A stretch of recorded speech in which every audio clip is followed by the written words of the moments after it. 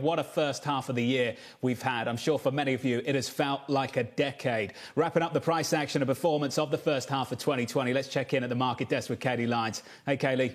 Hey, John. Well, if anything tells you that the first half of 2020 is a tale of one quarter versus another, it's the fact that the S&P 500 is set to close its best quarter since all the way back in 1998 today, and it is still down by more than 5% on the year. In fact, it's really this remarkable rally has left us lower across most major equity benchmarks. The Dow, the Stock 600 over in Europe, MSCI Emerging Markets Index still off by double digits on the year. The one exception, John, is the NASDAQ Composite, not just positive on the year, but actually up 10%. And the last time the NASDAQ has been higher by mid-year while the Dow and S&P 500 were down was 1977, and that's actually only happened twice in the NASDAQ's entire history. So if that doesn't underscore the exceptionalism of tech outperformance, I'm not sure what else will. And to look across asset classes here, we do have stocks mostly lower on the year, but you also have other growth-sensitive areas of the market like oil. WTI is down by about a third this year. That's despite a 90% surge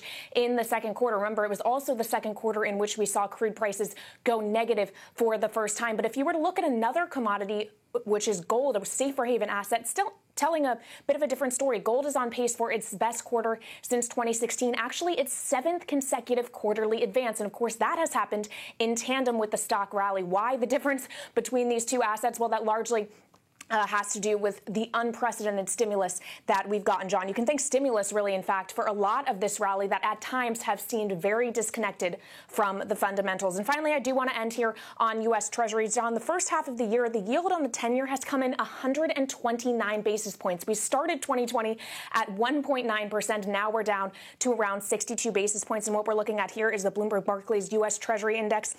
It's up about 9% on the year, which is the best first half performance since all the way back in 1995. That underscores a certain pessimism that still exists about the economic outlook, John.